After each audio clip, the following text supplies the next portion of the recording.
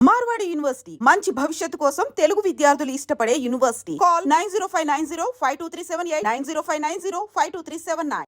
నమస్తే, welcome to I dream social spotlight with కవిత.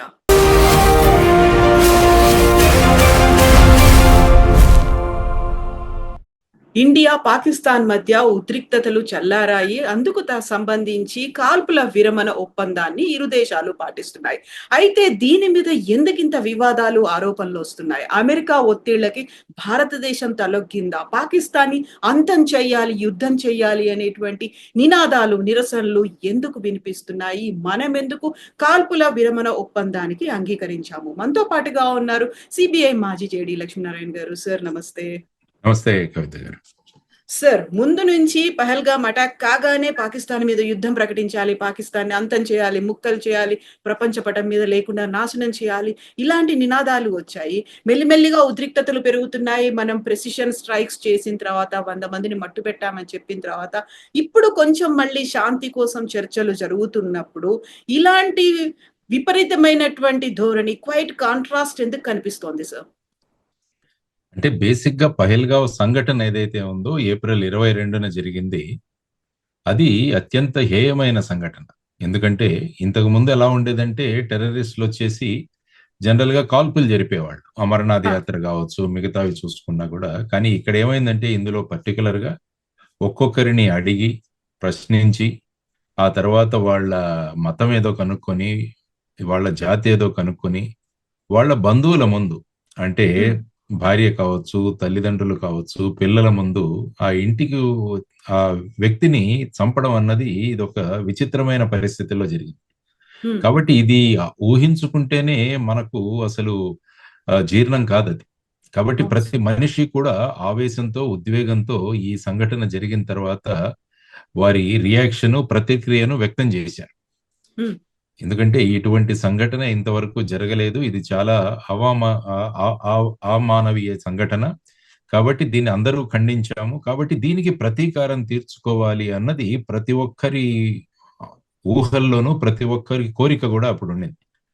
దానికి తగ్గట్టుగా అప్పుడు ప్రధానమంత్రి గారు కూడా భారతదేశం ఖచ్చితంగా ఉగ్రవాదం మీద చర్యలు తీసుకుంటుంది, ఈ ఉగ్రవాద చర్యల్లో పాల్గొన్న వాళ్ళు, వారి మద్దతు ఇచ్చిన వాళ్ళు, ఈ కుట్రలో భాగస్వాములందరినీ కూడా భూభాగంలో ఎక్కడున్నా కూడా వాళ్లను మట్టు పెడతామని వారు స్టేట్మెంట్ ఇవ్వడం జరిగింది. మూతోడ్ జవాబ్ దేంగే అని మన రక్షణ మంత్రి గారు కూడా చెప్పారు. మిట్టి మే మిలాయంగే అని మన హోంమంత్రి గారు కూడా చెప్పారు. సో ఈ విధమైన వారి దగ్గర నుంచి వచ్చిన ఈ స్పందన, ఆ తర్వాత ఇన్ జనరల్ మొత్తం భారతదేశంలోనే ఈ సంఘటన పట్ల వెంటనే ప్రతీకారం తీర్చుకోవాలి పాకిస్తాన్ మీద అన్న భావాలు వ్యక్తమయ్యాయి. ఆ తర్వాత ఆపరేషన్ సింధూర్ మొదలైంది. అంటే మధ్యలో కొన్ని రోజులు మన ప్రిపరేషన్ ఇవన్నీ చేసిన తర్వాత సో ఈ ఆపరేషన్ సింధూర్ అన్నది మొదలు పెట్టడం జరిగింది. భారతదేశం మొదటి నుంచి కూడా ఉగ్రవాదానికి, ఉగ్రవాదులకు విరుద్ధంగా భారతదేశం పనిచేస్తుందని చెప్పి ఎక్కడెక్కడైతే 9 స్థావరాలు ఏవైతే ఉన్నాయో వాటిలో 21 టార్గెట్లని భారతదేశం వెళ్లి ప్రిసిషన్ స్ట్రైక్స్ మీరు అన్నట్టు వెళ్లి చేశారు. అందులో ముఖ్యంగా ఉగ్రవాద సంఘటనలైన లష్కరే తైబా, జైషే మహమ్మద్, హిజ్బుల్ ముజాహిదీన్, వీటి హెడ్ క్వార్టర్స్ అయిన భావల్పూర్ కావచ్చు, మురుడికే కావచ్చు, ఈ ప్రాంతాల్లో మన వాళ్ళు డ్రోన్స్, తర్వాత మిసైల్స్ తో వాళ్ళ ఇన్ఫ్రాస్ట్రక్చర్ ఏదైతే ఉందో దాని మీద దాడి చేశారు. ట్రైనింగ్ క్యాంపుల మీద దాడి చేశారు. ఆ తర్వాత వాళ్ళ హెడ్ క్వార్టర్స్ ఏమున్నాయో వాళ్ళ మీద దాడి చేసి సుమారుగా 100 మందికి పైగా టెర్రరిస్టులను ఆ అటాక్స్ లో మనం బలి తీసుకున్నామని రక్షణ మంత్రి గారు ప్రకటించడం జరిగింది. ఆ తర్వాత దీనికి ఇమీడియట్ గా పాకిస్తాన్ మన బార్డర్ ఏరియాలో ఆర్టిలరీ షెల్లింగ్ మొదలుపెట్టింది. దానివల్ల సుమారుగా ఎల్ఓసికి సరిహద్దుల్లో ఉన్న మన గ్రామాల్లోనూ వాట్లలో మొదలు పెట్టేసరికి సుమారుగా మనం ఒక 15 మందిని కోల్పోయాము, ఒక 45 మందికి గాయాలయ్యాయి. ఇది పాకిస్తాన్ యొక్క మిలిటరీ చేసిన చర్య. అంతకు ముందు చేసింది పాకిస్తాన్ టెర్రరిస్టులు చేసిన చర్య. కాబట్టి టెర్రరిస్టులకు మనం సమాధానం ఇచ్చాం. ఈ మిలిటరీ వాళ్ళు ఇచ్చిన చర్యకు మళ్ళా వాళ్ళ మిలిటరీ ఎస్టాబ్లిష్మెంట్ మీద మనం అటాక్స్ మొదలు పెట్టాం. అంటే వాళ్ళ ఎయిర్ డిఫెన్స్ సిస్టమ్ కావచ్చు, దాని మీద జమ్మూకు దగ్గరలో ఉన్న వాళ్ళ ఎయిర్ డిఫెన్స్ సిస్టమ్ ఏదైతే ఉందో దాని మీద అటాక్ చేయడం జరిగింది. తర్వాత సుమారుగా ఒక 11 ఎయిర్ బేసెస్ ఏవైతే ఉన్నాయో వాటి మీద డెస్ట్రాయ్ చేయడం జరిగింది. ఆ తర్వాత అనేక ప్రాంతాలలో తర్వాత పాకిస్తాన్ ప్రయోగించిన డ్రోన్లు ఇవేవైతే ఉన్నాయో వాటినన్నింటినీ కూడా మన S-400 ద్వారా దాన్ని గమనించి వాటినన్నింటినీ కూడా కూల్చివేయడం జరిగింది. ఈ విధంగా 2-3 రోజులు జరిగింది. ఆ తరువాత భారతదేశం యొక్క చర్యలు చూసి పాకిస్తాన్ భయపడిపోయి, ముఖ్యంగా ఈ ఎయిర్ బేసెస్ ఏవైతే ఉన్నాయో వాటిలో 11 ఎయిర్ బేసెస్ మీద మనం తీసుకున్న చర్యలు, వాటిలో సుమారుగా పాకిస్తాన్ యొక్క 25% పాకిస్తాన్ ఎయిర్ ఫోర్స్ యొక్క ఈ దే లాస్ట్, అంటే అంత డిస్ట్రక్షన్ జరిగింది వారికి. ఆ తర్వాత ఒక ఆఫీసర్ కూడా అందులో మరణించడం జరిగింది. సుమారుగా 50 మంది అందులో చనిపోయారు. తర్వాత వాళ్ళ ఫ్లైట్స్ ఏవైతే ఉన్నాయో వాటికి కూడా దెబ్బతగిలింది. సో ఈ విధమైన పరిస్థితిలో ఇక పాకిస్తాన్ ఉక్కిరి బిక్కిరి అయిపోయి వాళ్ళ డైరెక్టర్ జనరల్ మిలిటరీ ఆపరేషన్స్ మన భారతదేశానికి DGMOకి కాంటాక్ట్ చేసే ప్రయత్నం చేశారు ఎక్స్టర్నల్ అఫైర్స్ మినిస్ట్రీ నుంచి. ఆ తర్వాత వీరిద్దరూ మాట్లాడుకున్నారు, ఐ థింక్ 3 గంటల 35 నిమిషాలకి. ఆ తర్వాత 5 గంటల నుంచి మనం ఈ సీజ్ ఫైర్ అన్నది పాటిద్దామన్నది నిర్ణయం తీసుకున్నారు. సో ఆ తర్వాత భారతదేశం కూడా ఓకే అన్నారు. ఎందుకంటే భారతదేశం ప్రధానంగా మన యాక్షన్ టెర్రరిస్టుల మీద, టెర్రరిజం మీద, పాకిస్తాన్ ప్రజల మీద కాదు, టెర్రరిజం మీద. కాబట్టి భారతదేశం ఎంచుకున్న లక్ష్యాలను అది సాధించింది. ఆ తర్వాత తాత్కాలికంగా నిలుపుదల అన్నది చేయడం జరిగింది. ఇప్పుడు ఆపరేషన్ సింధూర్ అన్నది మేము క్లోజ్ చేసాం అనలేదు ఎప్పుడు కూడా. దీనికి తాత్కాలికంగా నిలుపుదల చేశాం. ఎందుకంటే రిక్వెస్ట్ వచ్చి పాకిస్తాన్ దగ్గరికి వచ్చి వాళ్ళ దగ్గర నుంచి వచ్చింది. కాబట్టి కాల్పుల విరమణ చేద్దాం. ఆ తర్వాత మన బార్డర్లో మోహరించిన సైన్యాలు ఏవైతే ఉన్నాయో వాటిని మళ్ళా ఏప్రిల్ 30 తర్వాత బేస్ స్టేషన్స్ కి మళ్ళా తీసుకువెళదామన్నది ప్రాథమికంగా వాళ్ళు మాట్లాడుకున్నట్టు తెలిసింది. ఇది మనకు ఓవరాల్ గా ఆలోచించాల్సిన పరిస్థితులు. ఆ తర్వాత భారతదేశ ప్రజలకు ఎక్కడ ఏమేం జరుగుతోంది అని చెప్పేసి ఆపరేషన్ సింధూర్లో మనకి ఎక్స్టర్నల్ అఫైర్స్ మినిస్ట్రీ నుంచి విక్రమ్ మిస్త్రీ గారు, మన ఫారిన్ సెక్రటరీ, తర్వాత కల్నల్ సోఫియా ఖురేషీ గారు, తర్వాత వింగ్ కమాండర్ వ్యోమికా సింగ్, వీరు వచ్చి మనకు టైం టు టైం బ్రీఫింగ్స్ ఇచ్చేవారు. దానివల్ల ఏం జరుగుతోంది అన్నది, ఎందుకంటే టీవీ ఛానల్స్ లో చాలా విషయాలు వస్తున్నాయి కానీ అఫీషియల్ గా రావాలి ఎప్పుడైనా కూడా ఏం జరుగుతుంది. కాబట్టి వీరు అఫీషియల్ గా ఇచ్చిన వార్తలు ఇవన్నీ విన్న తర్వాత, ఆ తర్వాత ఈ సీజ్ ఫైర్ జరిగిన తర్వాత కూడా ప్రధానమంత్రి గారు స్పష్టంగా మాట్లాడారు. ప్రధానమంత్రి గారు మొన్న మాట్లాడిన విషయాల్లో ఆయన స్పష్టం చేసింది ఏంటంటే, పాకిస్తాన్ వాళ్ళు ఉక్కిరి బిక్కిరి అయిపోయి వాళ్ళు ఇంకా ఏమీ తట్టుకోలేని పరిస్థితిలో వాళ్ళు వచ్చి మనల్ని అడిగారు కాబట్టి మనం ఈ సీజ్ ఫైర్ కి తాత్కాలికంగా మనం ఒప్పుకున్నాము అన్నారు. అందుకనే ఆయన అన్నారు, ట్రేడు, టెర్రరిజం ఇవి రెండు ఒకసారిగా ఉండవు. ఆ తర్వాత టెర్రరిజము, టాక్స్ అంటే ఉగ్రవాదము మరియు మన సంభాషణ, తరువాత రక్తము మరియు నీళ్లు, ఈ రెండు కూడా కలిసి ప్రవహించవని ఆయన స్పష్టంగా చెప్పారు. చెప్పిన తర్వాత బుద్ధ పూర్ణిమ రోజున మేము శాంతి కాముకులం భారతదేశం, కానీ భారతదేశం శక్తివంతమైన దేశం, ఈ శక్తిని మేము అవసరమైనప్పుడు ప్రయోగిస్తామని ఆయన స్పష్టంగా చెప్పడం జరిగింది. సో ఇటువంటి పరిస్థితులలో రకరకాల విషయాలు చర్చకు వచ్చాయి. అంటే అమెరికా వాళ్ళు ప్రెషర్ తీసుకురావడం వల్ల ఈ సీజ్ ఫైర్ ఎందుకంటే ప్రధాని మాట్లాడిన ముందే ట్రంప్ గారు మాట్లాడి ఆయన నేను ఇద్దరితో మాట్లాడాను, తర్వాత వచ్చేసి చాలా మంచి వాణిజ్యం మనం చేసుకుందాం, వ్యాపారం మనం చేసుకుందాం అని వాళ్ళకి చెప్పాను. దానివల్ల ఆ రెండు దేశాలు కూడా అంగీకరించాయి. అందువల్ల 2 అణ్వస్త్రాలు ఉన్న దేశాలను యుద్ధానికి వెళ్లకుండా నేను కాపాడాను అని ఆయన చెప్పి ట్వీట్ చేశారు. ఆ తర్వాత ఇంకొక చోట ఐ థింక్ సౌదీలో నిన్న వెళ్ళినప్పుడు అక్కడ కూడా మాట్లాడారు, నా వల్లే ఆగిపోయింది అని చెప్పారు. ఎందుకంటే సాధారణంగా విజయానికి అందరూ షేర్ చేసుకుంటారు.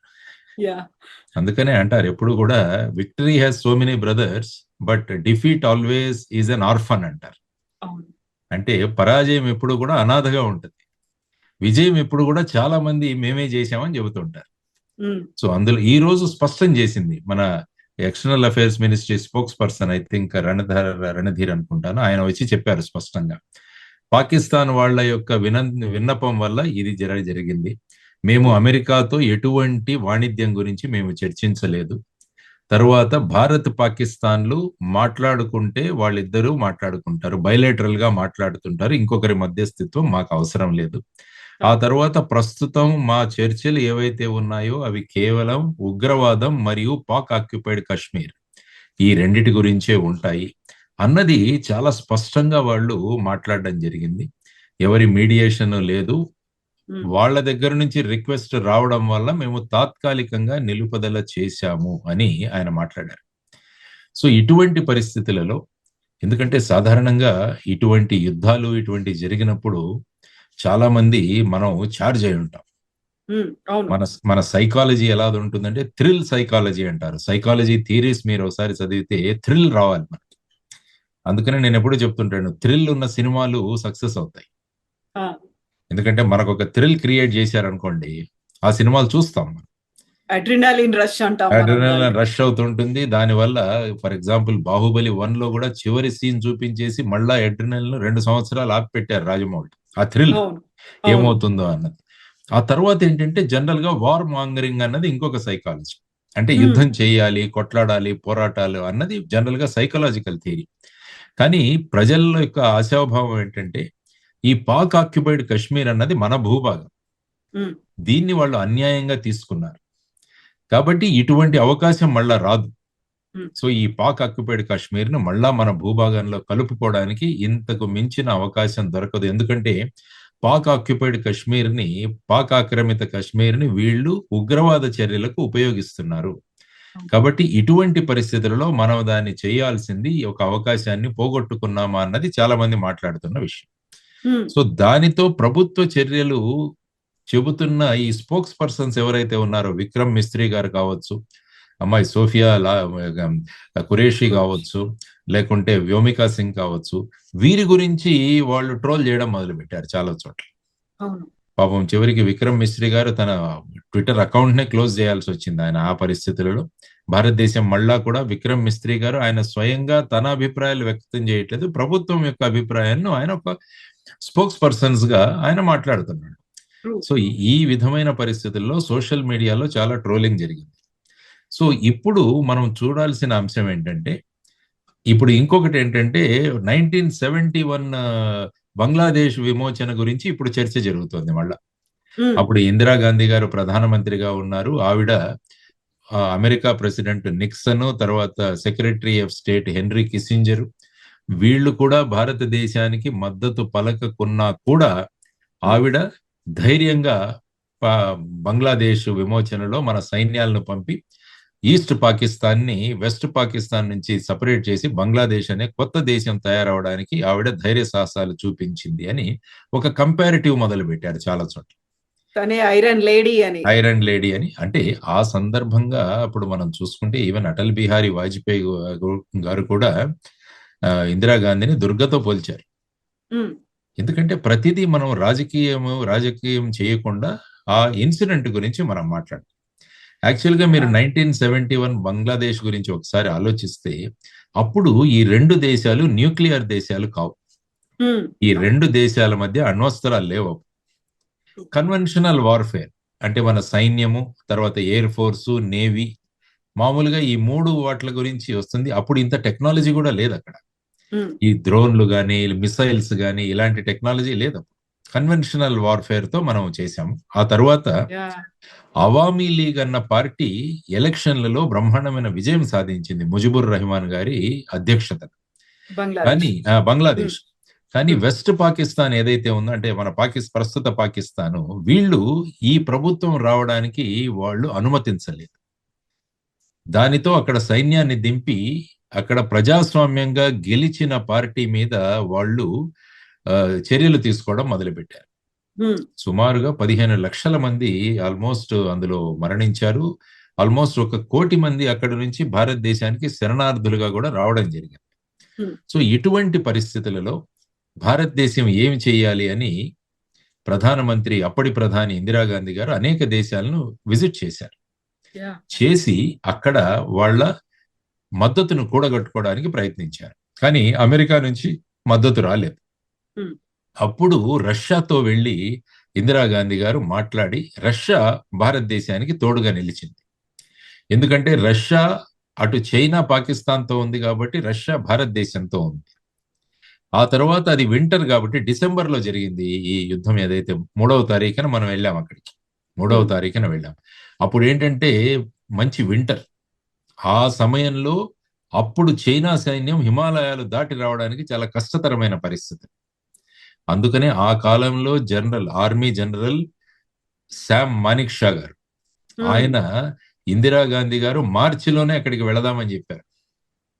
కానీ శామ్ మానిక్ షా ఏమన్నారంటే ఇది సరి అయిన సమయం కాదు, యా, ఎప్పుడైతే వింటర్ మొదలవుతుందో ఆ సమయంలో వెళదాం మనము. ఎందుకంటే ఆ తర్వాత ఇప్పుడే వెళితే బంగ్లాదేశ్ లో వానలు ఉంటాయి, వర్షాలు పడతాయి, అది మనము ఆపరేట్ చేయలేం ఎందుకంటే కొత్త ఉమ్, భూభాగం మరి. ఉమ్, ఆ తర్వాత ఇవన్నీ ఆలోచించుకొని డిసెంబర్ 3న అక్కడ అడుగుపెట్టి 13 రోజుల్లో 94,000 పాకిస్తాన్ ఆర్మీని మనం శరణాగతులుగా చేసుకున్నాం. అటు వెస్ట్ సైడ్ లోనూ జరిగింది యుద్ధం. సుమారుగా 12 మన నగరాల మీద పాకిస్తాన్ వాళ్ళు ఎయిర్ ఫోర్స్ వచ్చి యాక్షన్ తీసుకోవడం జరిగింది. ఆ తర్వాత వచ్చేసి ఈస్ట్ సైడ్ న కూడా మీరు చూస్తే విశాఖపట్నం దగ్గర గాజీ అని ఒక యుద్ధ నౌక సబ్మెరైన్ కూడా అవును. వచ్చి అక్కడ మొత్తం విశాఖపట్నాన్ని అంతం చేయడానికి ప్రయత్నించారు. సో దాని మీద కూడా మనం నేవీ ద్వారా చర్యలు తీసుకున్నాం. సో ఈ విధంగా 13 రోజుల్లో ఈస్ట్ పాకిస్తాన్ ని బంగ్లాదేశ్ గా ఒక కొత్త దేశ ఆవిర్భావం జరిగింది. ఉమ్, అక్కడ ఏంటంటే ముఖ్యంగా మనం చూసుకోవాల్సింది అక్కడ ప్రజలే ప్రభుత్వానికి ఆర్మీకి వ్యతిరేకంగా అప్పుడు తయారై ఉన్నారు. ఉమ్, ఉమ్, వారికి మద్దతుగా భారతదేశ సైన్యం నిలిచింది. అంటే ఏదైనా భూభాగం ఆక్యుపై చేసుకోవాలి, లేకుంటే వాటిని విమోచన చేయాలంటే ఆ ప్రజల మద్దతు అన్నది చాలా అవసరం. అవును. ఇప్పుడు దాన్నే మనం ఇక్కడికి అన్వయించుకుంటే పిఓకేకి, ప్రస్తుతం పిఓకేలో ఉన్న ప్రజలను పాకిస్తాన్ ప్రభుత్వం గాని ఈ ఉగ్రవాద సంస్థలు గాని భారత్కు వ్యతిరేకంగా వాళ్ళని తయారు చేశారు. ఉమ్, అందువల్ల అక్కడ మనకు వెళ్ళి అక్కడ ప్రజల మద్దతు దొరుకుతుంది అని అనుకునే పరిస్థితి లేదు అక్కడ. ఈ మధ్య మొదలైంది. ఈ మధ్య పాక్ ఆక్యుపైడ్ కాశ్మీర్లో యువతరం పెద్ద సంఖ్యలో మాకు ఈ పాకిస్తాన్ ఏమీ చేయడం లేదు అన్నది ఒక 5 లక్షల మందితో ఒక పెద్ద మీటింగ్ పెట్టడం జరిగింది అక్కడ. దానికి ప్రధానమైన కారణం ఏంటంటే మనం 2019లో ఆర్టికల్ 370ని రద్దు చేసిన తర్వాత కశ్మీర్లో జరిగిన అభివృద్ధి, ఉద్యోగ అవకాశాలు, పెట్టుబడులు, టూరిజము ఇవంతా పెరగడం వల్ల ఏమంటే కశ్మీర్లో మళ్ళా నార్మల్సీ వచ్చేసింది. ఉమ్, దానివల్ల ప్రతి ఒక్కరికి ఆదాయం రావడం మొదలైంది. ఎందుకంటే టూరిజం బేసిక్ గా మీకు ఆదాయం అక్కడ. అందుకని కశ్మీర్ ప్రజలు ఆనందంగా ఉన్నారు. అది పాక్ ఆక్యుపైడ్ కాశ్మీర్ లో ఉన్న యువతరానికి అది చూసి భారతదేశం అయితే బ్రహ్మాండంగా ముందుకు వెళుతోంది, ఈ పాకిస్తాన్ ముందుకు వెళ్ళట్లేదని వాళ్ళ నిరసనలు మొదలయ్యాయి. ఉమ్, ఉమ్, దీన్ని మనం ఇంకా కూడా ఎక్కువగా చేయగలగాలి అక్కడ. ఎందుకంటే అక్కడ మేము పాకిస్తాన్ లో కాదు భారతదేశంలో ఉండడానికి మేము సిద్ధంగా ఉన్నాము అన్న ఒక భావనలు తీసుకురావడం అంటే యుద్ధం చేయకుండానే ఆ భాగాన్ని మనం తీసుకురావచ్చు. ఉమ్, ఎందుకంటే యుద్ధం చేసి కూడా తీసుకురావచ్చు, ఇప్పుడు అందులో ఏం కాదు. కానీ భూభాగాన్ని ఆక్యుపై చేస్తున్నామన్న ఒక విధానం రాగానే చైనా ఎలా స్పందించిందో చూడండి. పాకిస్తాన్ సార్వభౌమత్వానికి ఎవరైనా గనక దానికి విఘాతం కలిగిస్తే మేము పాకిస్తాన్తో ఉంటామని చైనా ప్రకటించింది. ఎందుకంటే చైనాకు ప్రధానంగా పిఓకే వారికి చాలా సహాయం కావాలి పిఓకే నుంచి. ఉమ్, ఎందుకంటే చైనా ఇండియన్ ఓషన్, హిందూ మహాసముద్రానికి ఎలా మనం త్వరగా చేరాలా అన్న తపనలో ఉన్నారు వాళ్ళు. ఇప్పుడైతే ఏమవుతుందంటే సౌత్ చైనా సీ ఇటంతా తిరిగి రావాలి. ఉమ్, అదే గనుక పిఓకే నుంచి ఒక బ్రహ్మాండమైన హైవే గనక క్రియేట్ చేసుకుంటే వాళ్ళు పిఓకే పాకిస్తాన్ ద్వారా గ్వదార్ పోర్ట్ కి ఈజీగా చేరగలరు. అక్కడ నుంచి డైరెక్ట్ గా హిందూ మహాసముద్రంలోకి వెళ్ళగలరు. కాబట్టి వాళ్ళ వ్యాపారం చాలా ముఖ్యం వాళ్ళకి. అందువల్ల మేము పాకిస్తాన్ తో ఉంటాం, పిఓకే మీద భారతదేశం ఏమైనా చేస్తే మేము పాకిస్తాన్ కు మద్దతుగా ఉంటామని చెప్పి వాళ్ళు ప్రకటించడం జరిగింది. ఉమ్, తర్వాత రెండవ ముఖ్యమైన విషయం ఏంటంటే అణ్వస్త్రాలు అన్నది కూడా మనం ఆలోచించాలి. ఇప్పుడు ప్రధాని స్పష్టంగా చెప్పారు, మా దగ్గర అణ్వస్త్రాలు ఉన్నాయి, మమ్మల్ని బ్లాక్మెయిల్ చేయొద్దు అని ఆయన స్పష్టంగా చెప్పారు. ఉమ్, ఉమ్, అయినా ఏంటంటే పిచ్చివాడి చేతిలో రాయి ఉన్నప్పుడు ఏమవుతుందంటే ఇంకా ఏమీ సాధ్యం కాకుండా దాన్ని వాడతాడు. true. అణ్వస్త్రాల యొక్క ప్రభావం ఎలా ఉంటుందని మన 2వ ప్రపంచ యుద్ధంలో చూసాం. హిరోషిమా నాగసాకి మీద అప్పటి కాలంలో వేసిన అణుబాంబులు ఏవైతే ఉన్నాయో ఇప్పటికీ హిరోషిమా నాగసాకిలో ఒక గడ్డి కూడా మొలవదు అక్కడ. ఉమ్, ఆ విధమైన అవును. ప్రభావం ఉంటుంది అణ్వస్త్రాల వల్ల. కాబట్టి ఈ పిచ్చివాడు ఈ విధంగా చేసే అవకాశం ఉంది. We can't rule it out. దానివల్ల ప్రగతితో వెళుతున్న భారతదేశానికి ప్రగతి అంతా కూడా కుంటుపడే అవకాశం ఉంటుంది. సో ఆ విధమైన ఆలోచనలతో పిఓకే అన్నదాన్ని మనం ఆక్యుపై చేయొచ్చు. There is no doubt. మనకున్న మిలిటరీ పవరు, మనకున్న ఎయిర్ ఫోర్స్ పవరు, మనకున్న నేవల్ కమాండ్ ఇవన్నీ తీసుకుని మనం వెళ్ళొచ్చు. కానీ ఇది ఎక్కడికి దారి తీస్తుందో అని మనం ఇప్పుడు అంచనా వేయడం కష్టమవుతుంది. ఉమ్, ఎందుకంటే యుద్ధం మొదలు పెట్టడం సులభమే కానీ అది ఎప్పుడు అంతం చేయడం. అంతమవుతుందో చెప్పలేం. ఇప్పుడు చూడండి, యుక్రెయిన్ రష్యా మధ్య యుద్ధం జరుగుతుంది. 2 అందరూ years దాటింది. అందరూ ఏమనుకున్నాం, ఒక వారంలో అయిపోతుంది అనుకున్నాం. అవును. అంటే ఒకవైపు రష్యా అణ్వస్త్రాలున్న దేశం, ఉమ్, యుక్రెయిన్ అణ్వస్త్రాలు లేని దేశం. ఈ 2 దేశాల మధ్య యుద్ధం 2.5 సంవత్సరాలు నడుస్తూనే ఉంది. మరి 2 అణ్వస్త్ర దేశాలు ముందుకొస్తే ప్రపంచంలో ఇప్పటి వరకు 2 అణ్వస్త్రాలు ఉన్న దేశాల మధ్య యుద్ధం జరగడం, యుద్ధ సారూప్యమైన విషయాలు జరగడం ఇదే మొదటిసారి. ఉమ్, ఉమ్, అంటే ఇండియా Yeah. పాకిస్తాన్. కాబట్టి దీని ఏమవుతుందో అని ఎవరికీ తెలియదు. సో అటువంటి పరిస్థితులలో మనం ఏం చేయాలి అన్న ధోరణిలో చూసుకొని పాకిస్తాన్ డీజీఎంఓ నుంచి రాగానే మన భారతదేశం కూడా మేము తాత్కాలికంగా ఆపరేషన్ సింధూర్ని నిలుపుదల చేస్తున్నాము. ఇది ముగించడం లేదు, మనం ఓన్లీ ఒక విరామం. మన ఇంటర్వెల్ లాగా సినిమాలో ఒక Yeah. ఇంటర్వెల్ లాగా పెట్టాం. ఆ తర్వాత మీరు ఏ విధంగా ప్రవర్తిస్తారో దాన్ని బట్టి భారతదేశం స్పందిస్తుంది. ఇది చాలా ముఖ్యమైన విషయం. కాబట్టి ఇప్పుడు ఈ భారత పాకిస్తాన్ల మధ్య రాబోయే కాలంలో ఏం జరగబోతుంది అన్నది కూడా ఒక ఉత్కంఠ. ఎందుకంటే రకరకాల ప్రజలు చర్చలు అవి జరుగుతున్నాయి, కంపారిజన్లు మొదలవుతున్నాయి. కాబట్టి వీటన్నిటిని పక్కన పెట్టుకొని నాయకత్వం తీసుకున్న నిర్ణయాలు భారతదేశ హితం కోసం తీసుకుంటారు. ఉమ్, ఉమ్. ఇది సింధూర్ ముగిసిందని ఎప్పుడు చెప్పలేదు ప్రధాని గారు. పిక్చర్ అభి బాకీ హై అనేది బాకీ హై ఆర్మీ అని నరవణే గారు కూడా చెప్పారు. Chief. Ex army chief Naravane గారు తన దీంట్లో ట్విట్టర్ లో కూడా పెట్టారు. వీరు కూడా స్పష్టంగా చెబుతున్నారు, ఉమ్, మీరు యు బీ రెడీ. మీ ప్రవర్తన మీద ఆధారపడింది. ఈ రోజు చూసుకుంటే షోపియాన్ లో 3 టెర్రరిస్టులను మట్టుబెట్టడం జరిగింది మనం. ఆ, సో ఆ విధమైన పరిస్థితులలో ఇప్పుడు ఏం చేయాలి అన్న దాని గురించి కూడా మనం కొద్దిగా చర్చించుకోవాలి. అంటే ఈ చర్చలు ఎక్కడ జరుగుతాయి అన్నది కూడా ఒకటి, ఎప్పుడు జరుగుతాయి అన్నది కూడా ఒకటి. ఈ రోజు cabinet committee for security meeting కూడా ఈ రోజు జరిగింది.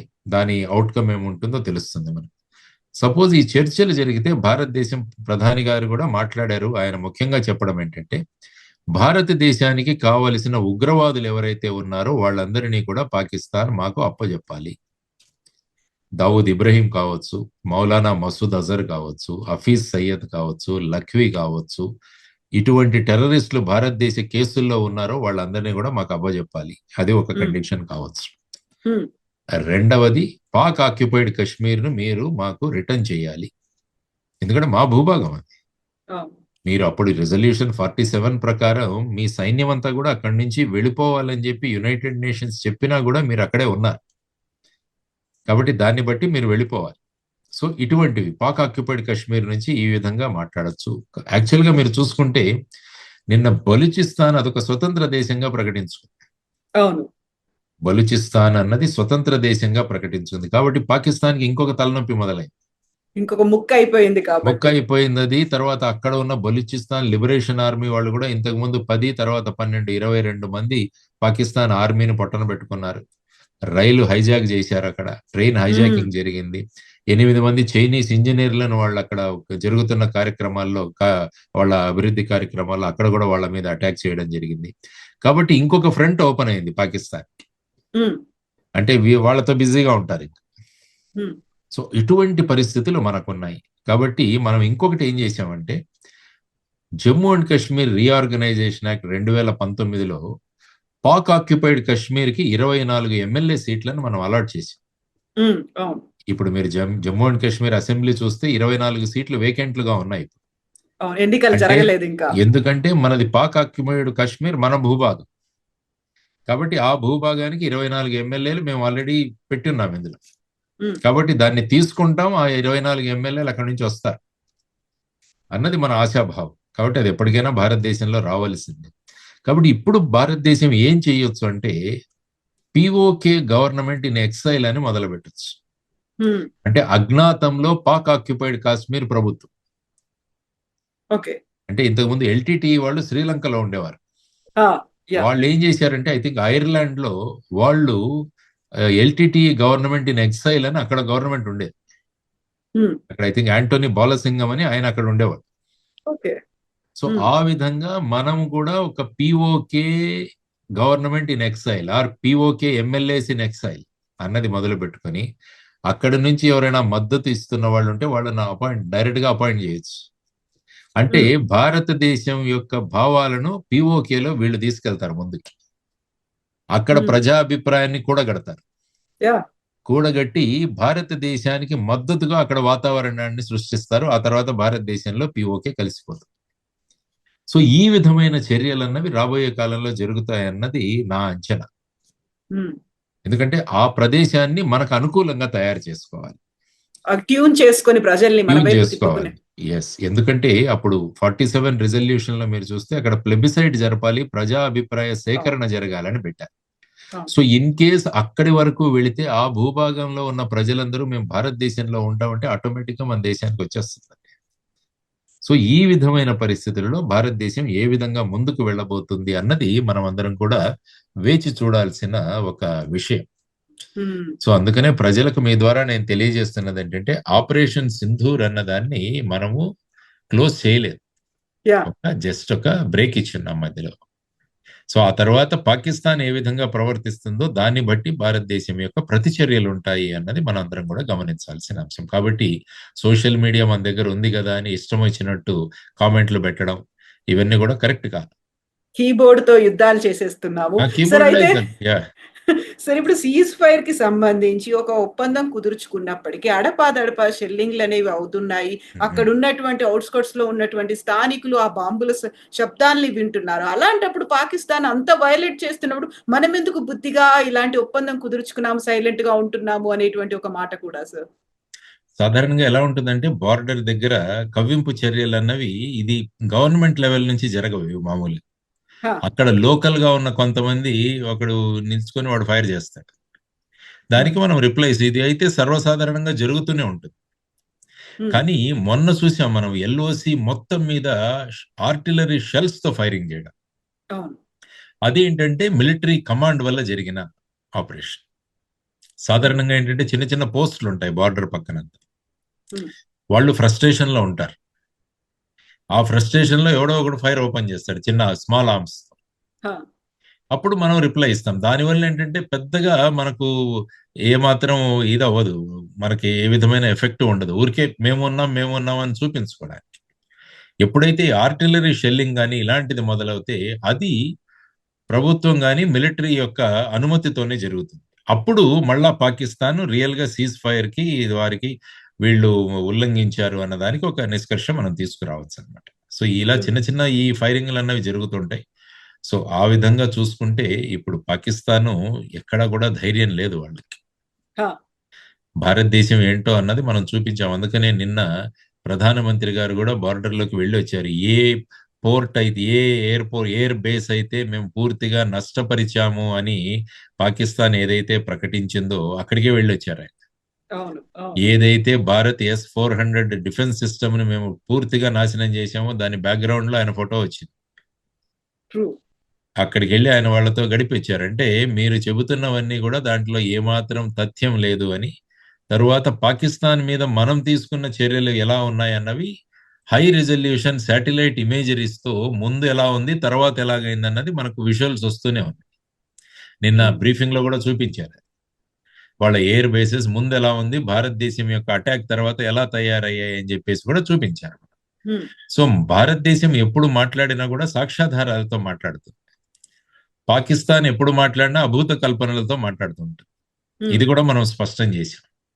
సో ఈ విధమైన పరిస్థితులలో రాబోయే కాలంలో భారత పాకిస్తాన్ల మధ్య ఏ విధమైన చర్చలు జరగబోతున్నాయి, ఆ చర్చల ద్వారా పిఓకే మీద ఏ విధమైన నిర్ణయాలు తీసుకోబోతున్నాయి అన్నది మనం అందరం కూడా వేచి చూడాల్సిన అంశాలండి. Thank you so much sir. చాలా క్లియర్ గా పిల్లలకి ఒక పాఠం చెప్తే ఎంత చక్కగా అర్థం అవ్వాలో అలా చెప్పినందుకు, బోల్డ్ అన్ని డౌట్స్ ఉండే అవన్నిటిని క్లారిఫై చేసినందుకు thank you so much sir. Right అమ్మా, నమస్తే. నమస్తే సార్. Thank you. నమస్తే.